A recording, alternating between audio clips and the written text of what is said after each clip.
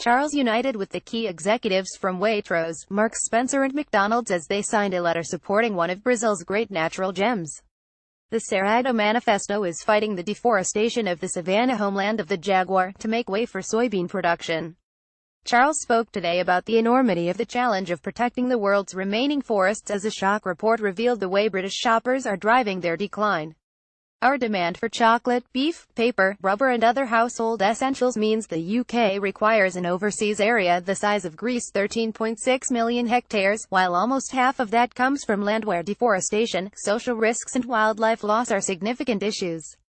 Charles, a longtime champion for the planet's threatened rainforests, told a conference at London's Lancaster House, today at least 10 million hectares of forest continue to be lost every year, with new fronts of deforestation opening all the time. Getty Prince Charles praises the high street store's drive to save wildlife paradise. It is still possible to take the decisive action necessary to save the world's remaining forests. Prince Charles' recent science suggests, as a result of loss and degradation, forests now act as a carbon source, rather than a carbon sink. He went on to add, despite the enormity of the challenge, I remain convinced that, by working together, it is still possible to take the decisive action necessary to save the world's remaining forests. Government ministers, conservation and wildlife campaigners and representatives from 23 leading companies that have signed the support letter for the Cerrado Manifesto attended the special meeting hosted by the Prince's International Sustainability Unit and Unilever. Marks Spencer Chief Executive Steve Rowe, speaking in his role as a director of the Consumer Goods Forum (CGF), acknowledged the efforts of the Brazilian government to protect the Amazon rainforest but said that unfortunately soybean production was being displaced to Cerrado, a biodiversity hotspot the size of England, France, Germany, Italy and Spain combined and where more than 800 bird species and 11,000 plant species flourish. But Charles spoke today about the enormity of the challenge of protecting the world's remaining forest. Although the CGF had agreed 7 years ago to commit to a zero net deforestation by 2020 for 4 key commodities, palm oil, beef, paper and pulp and soy, it is soy production that remains a major challenge. He warned it's used widely in the food industry, particularly to make animal feeds, and used in the production of meat and dairy products. As the meeting was taking place, leading conservation campaigners WWF and the RSPB were releasing their risky business report with its warning of the UK's huge land footprint on foreign soil.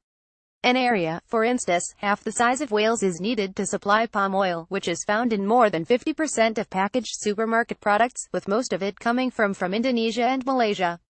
Brazil, Argentina and Paraguay provide most of the UK's soy imports. 80% of cocoa came from Côte d'Ivoire in 2015, and 400,000 tons of beef and almost 60 million square meters of bovine leather hail from countries including Namibia and Brazil.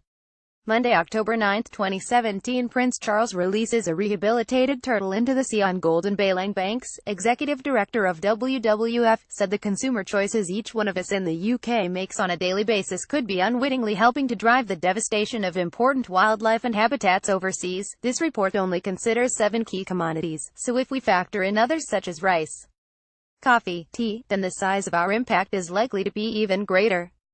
We cannot continue to turn a blind eye to the deforestation and destruction that our consumption has on our planet. The RSPB's Ruth Davis added the UK is heavily reliant on other countries for the products we consume. This has significant consequences for the planet. We, as a country, now have the opportunity to show global leadership in not only protecting our own nature but also ensuring that our demand for products grown and manufactured overseas does not cause environmental degradation and destruction.